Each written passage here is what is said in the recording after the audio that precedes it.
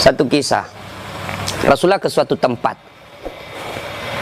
Dalam perjalanan ke tempat tersebut, Nabi melewati pemakaman. Nabi lalu bersabda, langkahkan kakimu dengan cepat ketika lewat pemakaman. Seluruh sahabat mempercepat langkahnya. Sampai Nabi di tujuan. Selesai urusan, balik lagi dengan rute yang sama. Lewat di pemakaman, seluruh sahabat melangkahkan kaki dengan cepat. Karena tadi diperintah cepat, tanpa perintah Nabi, percepat langkah.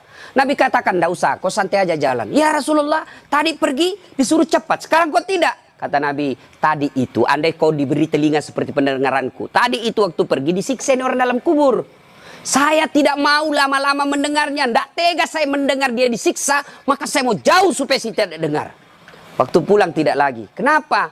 Saya dengar berita dari Jibril. Allah perintahkan hentikan siksaanmu wahai penyiksa di kubur. Tidak mungkin saya siksa orang tuanya di kuburnya. Sementara anaknya di dunia lagi belajar mengaji membaca basmalah. Bismillahirrahmanirrahim. Baru kalimat basmalah dia baca anaknya. Allah sudah katakan berhenti kau siksa anaknya, orang tuanya. Nabi tidak mengatakan, saya dengar anaknya kursus bahasa Inggris. Anaknya kursus aritmatika. Anaknya kursus komputer. Tidak. Tapi apa? Quran. Maka didik anak kita Quran. Ya Pak ya? Itu dosa anak-anak yang masih sekolah. Kalau kita ini, yang sudah punya istri, model durhakanya. Nah, seperti tadi. Lebih takut sama istrinya daripada ibunya. Ada di sini bapak-bapak takut sama istri. Berhenti kau jadi laki-laki kalau takut sama istri.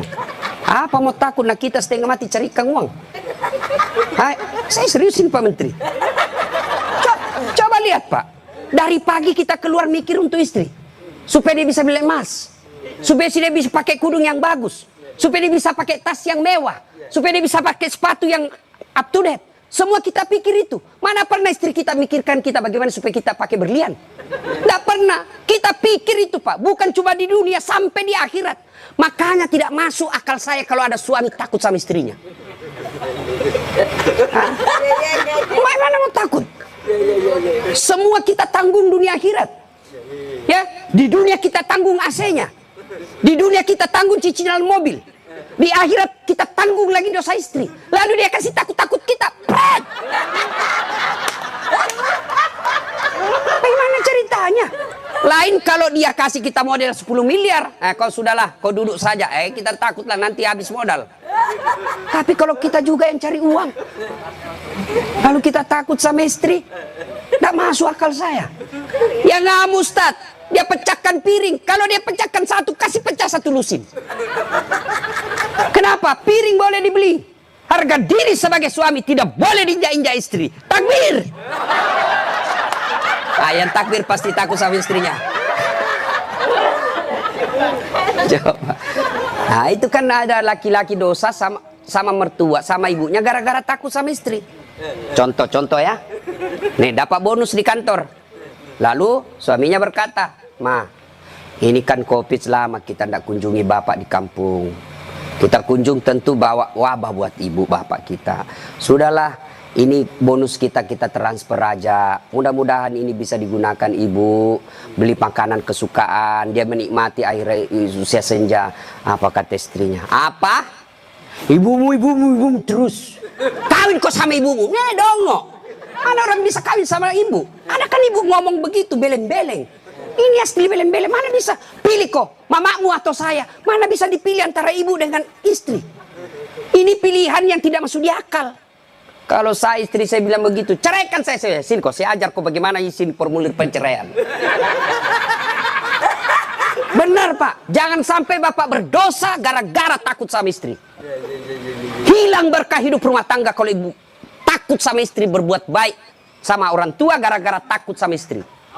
Mestinya istri yang baik, dia sujud syukur ketika mertua anaknya. Kenapa? Berdoa, ya Allah, mudah-mudahan anakku juga seperti ini ketika saya sudah punya istri, masih mengingat saya.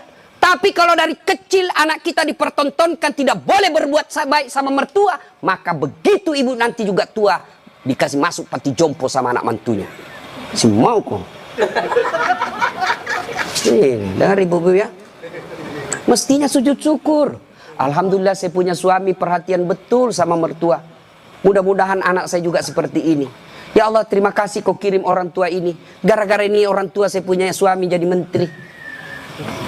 Andai saja bukan suami ini, orang tua ini punya anak, mungkin suami saya pengangguran. Bersyukur dengan cara apa? Jangan halangi. Dan kita juga suami jangan bersebelah.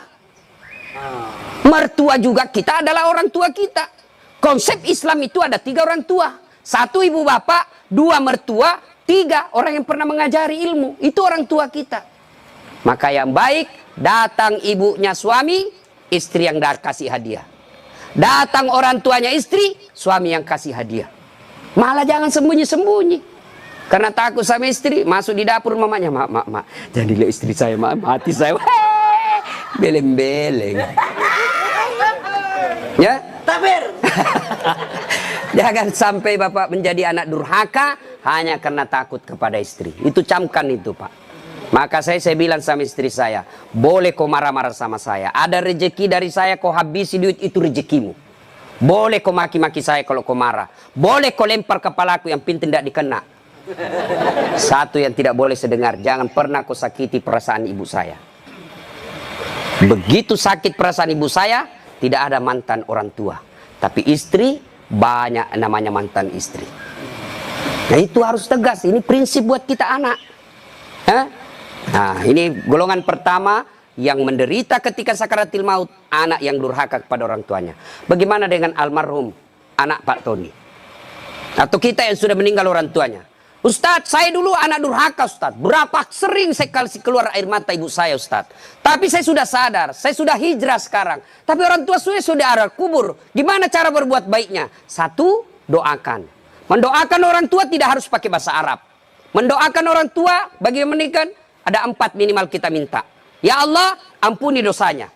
2, terima amalnya. Ada amal tidak diterima? Ada. Amal-amal pilkada. Sumbang jilbab 10.000.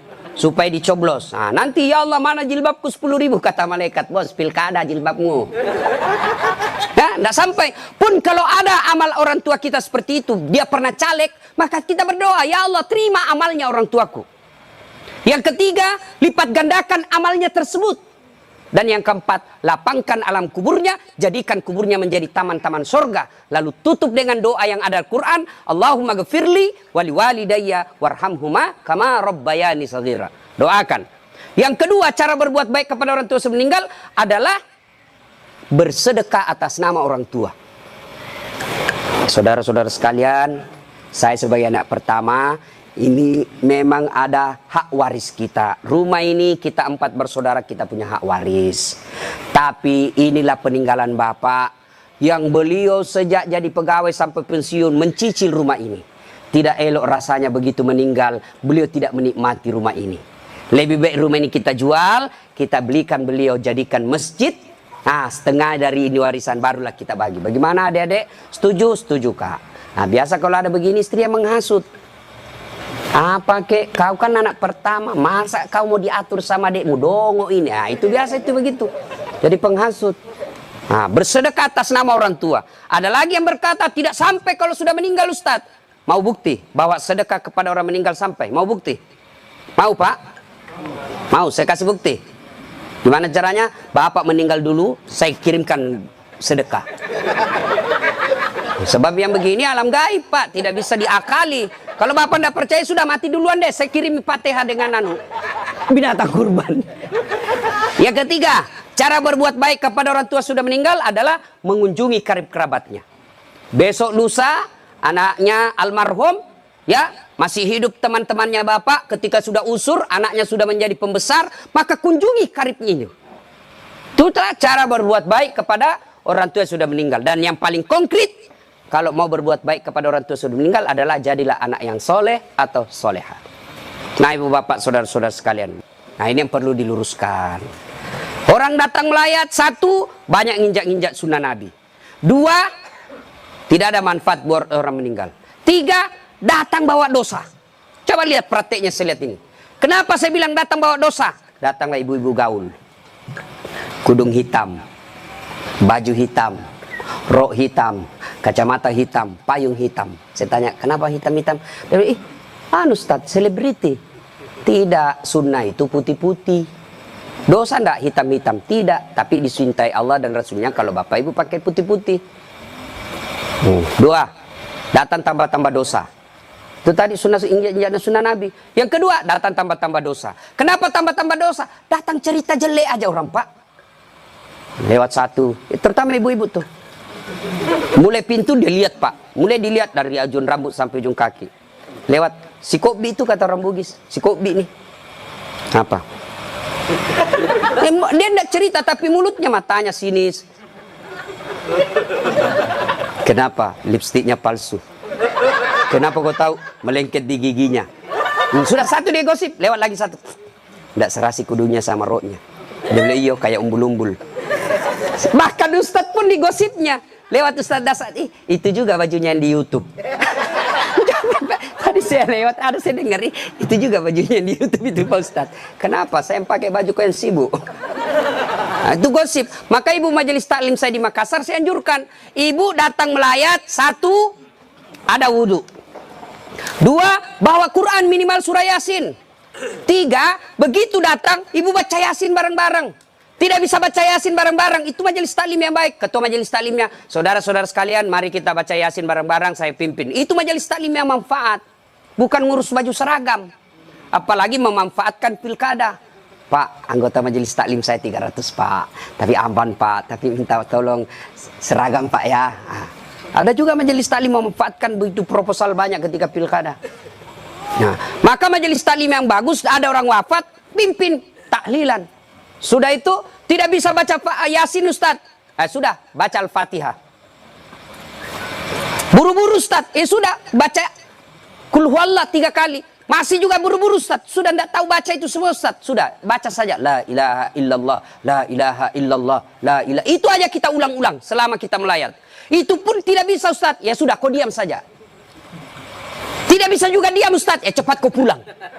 Daripada tinggal bawa dosa saja. Nah, sudah. Yang ketiga, kenapa tidak ada manfaat buat orang meninggal? Tidak ada yang sholat jenazah. Bagaimana orang lain mau sholat jenazah? Keluarganya aja tidak ada sholat jenazah. Mantunya sibuk ngurus ambulans, iparnya sibuk ngurus tenda, anaknya sibuk ngurus konsumsi. Tidak ada ikut sholat jenazah. Orang lain yang sholat jenazah. Orang lain belum tentu ikhlas. Banyak yang sholat, Ustaz. Kenapa banyak? Karena bapaknya menteri. Jadi tidak ikhlas orang.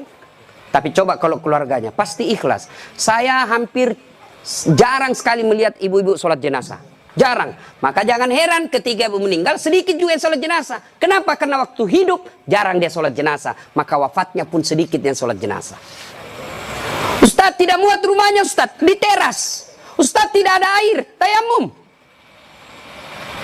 Ustaz tidak ada air. Boleh tidak wudhu. Imam Syafi'i mensyaratkan wudhu. Imam Ahmad boleh tidak wudhu. Karena itu bukan sholat. Dia hanya doa. Saya tidak tahu bacaannya, Ustaz. Ikut saja sama imam. Yang penting takbir 4 kali, jangan ruku. Kalau bapak ruku, siap-siap malu sendiri. Nah, ini cerita, wallahu alam benar atau tidak. Cerita ini takbir imam. Allahu Akbar, takbir juga dia. Allahu Akbar. Takbir kedua imam, Allahu Akbar, dia ruku. Dia, kenapa saya sendirian ruku ini? Takbir ketiga imam, dia sekalian sujud deh. Dia sujud.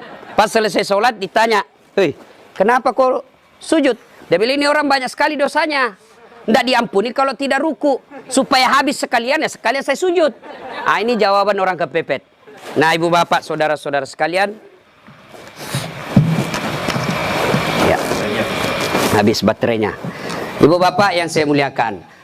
Masuklah, diantarlah kita. Diantar ini lagi yang banyak kadangkala mempermalukan Islam. Saya tidak tahu kalau di sini.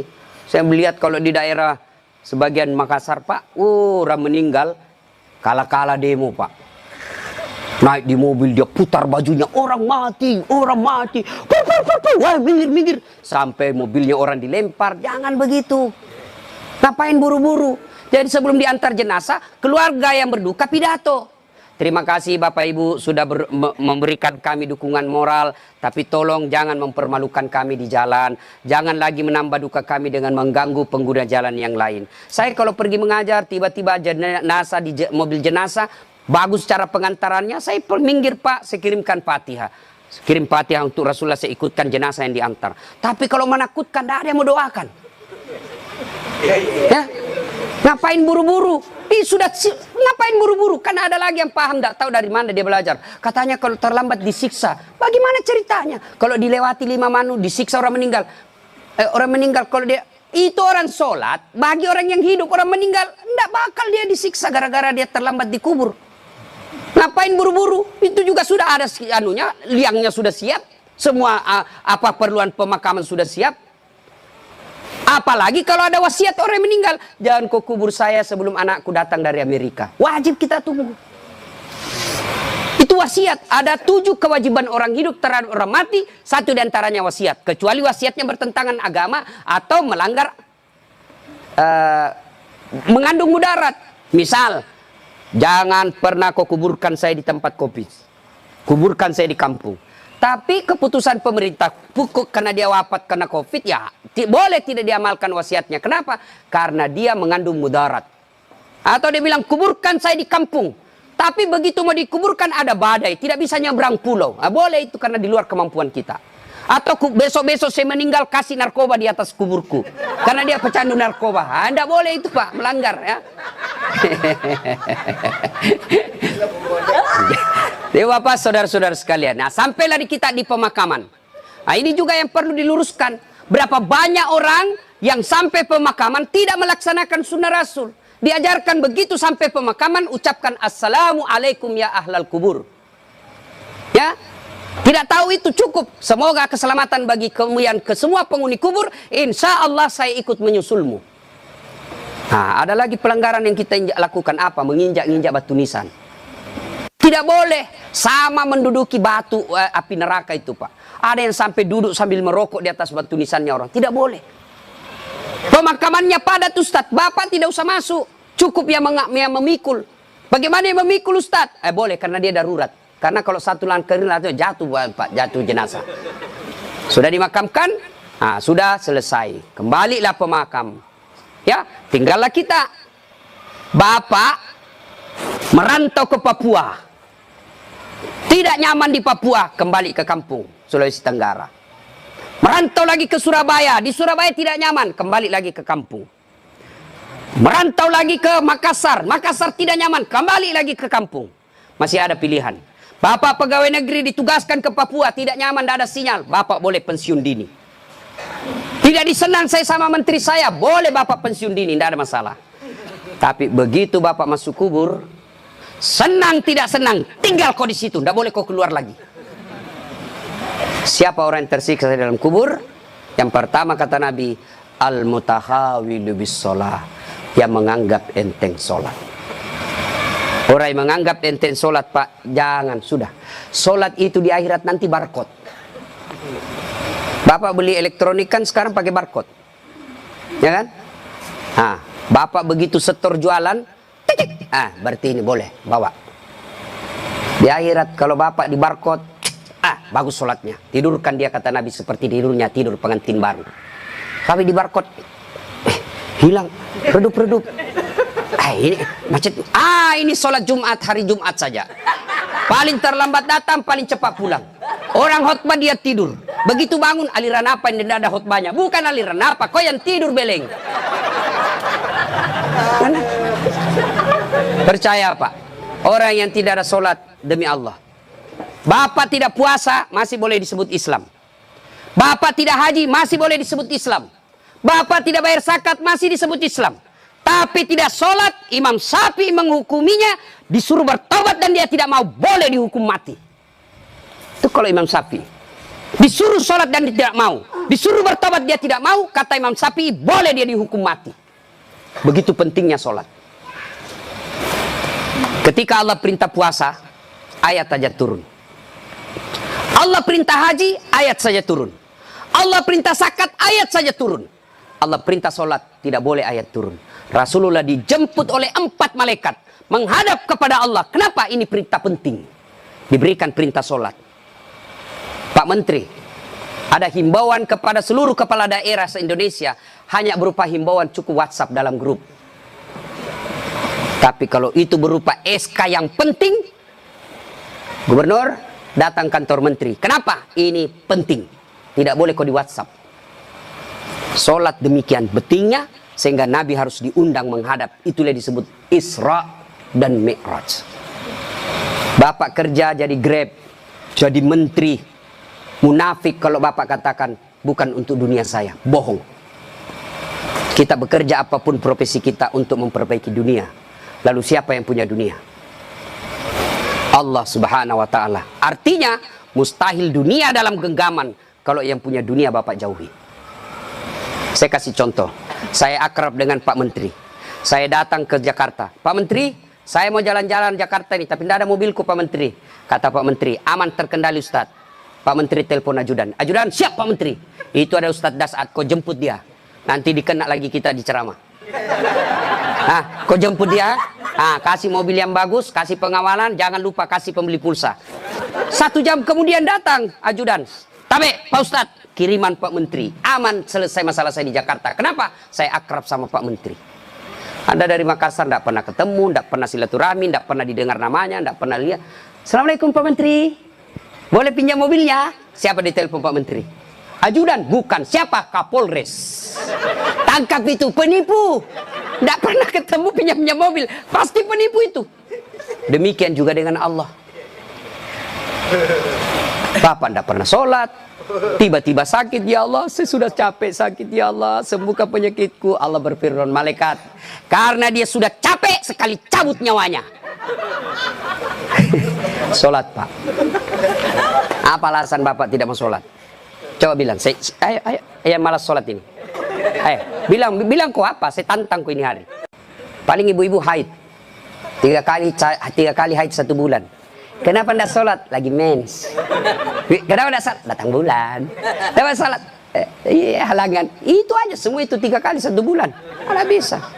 Bilang suaminya, kenapa belum sholat ibu? Biasanya cuma 5 hari, ini kok sudah 7 hari belum sholat. Orang belum bersih. Masih ada sedikit-sedikit. Dia bilang suaminya, kau bohong ya? Apa bohong? Saya kasih lihat kau. Beleng-beleng. Apa kasih lihat dong kok? Apalagi ibu-ibu banyak tidak sholat. Kalau ada pesta pengantin, mukanya dikira tembok, coklat, biru, krem, abu-abu. Apalagi banyak ibu tidak sholat, gara-gara apa? Jilbab. Jilbab sakaratil maut. 3 lapis. Saya ini keliling-keliling ceramah Pak. Saya ke Brunei, itu ibu di sana, si ketiga saja kasih peniti selesai. Di Malaysia juga begitu, Filipina Selatan juga begitu. Saudi, lebih gampang masuk, kasih selesai Pak. Di sini la haula wala quwwata illa billah. Bingung saya bisa lihat dia pengantin gimana caranya dipakai ini ya. 3 lapis Pak, ada miring-miring sedikit. Ada cipin-cipin ini, ada kayak pohon di belakang. Begitu dia bilang suaminya, Bu, kau pergi sholat. Sadar kok Pak, saya sadar, saya suruh kau sholat. Bisa sholat, kau ndak lihat ini Pak, 1 jam dipakai di jilbab. Dongo. Gara-gara jilbab ndak sholat, beleng-beleng. Ya nggak tahu Bu, saya suruh sini sholat Pak. Adik-adik, saya bisa cerita seperti ini karena saya alami. Percayalah Pak, mustahil Allah sengsarakan hidupnya orang baik sholatnya. Tuhan apa yang sengsarakan hidupnya orang baik sholatnya? Udahlah Pak, Bapak mau dekat sama Pak Menteri, tidak usah cari muka sama Menteri. Muka Bapak sudah bagus. Ada juga, siapa? Ya, cemen lu men. Kerja aja yang baik. Selebihnya, sholat, minta kepada Allah. Kecil buat Allah jadi menteri. Kecil buat Allah dapat proyek, kecil. Jangankan yang tidak masuk, yang masuk akal. Tidak masuk akal Allah kasih. Masuk akal enggak manusia dibakar hidup-hidup bisa hidup? Masuk akal enggak? Enggak masuk akal. Tapi kalau Allah mau, Ibrahim alaihissalam dibakar keluar kedinginan. Masuk akal enggak perempuan hamil tidak pernah disentuh laki-laki? Kata ilmu kedokteran enggak mungkin Ustaz. Tapi kalau Allah yang mau, Siti Maryam. Akhir Isa tanpa pernah disentuh laki-laki. Cuma sekarang banyak perempuan mau sayang Siti Maryam. Ada suaminya, ada anaknya, beleng-beleng. Coba. Coba. Subhanallah. Banyak kejadian tidak masuk akal tapi terjadi. Masuk akal enggak orang bisa hidup dalam perut ikan? Ada yang pernah masuk perut ikan? Kalau saya, ikan masuk dalam perutku. Kalau Allah yang mau, Yunus alaihissalam 40 hari dalam perut ikan, hidup keluar dengan selamat.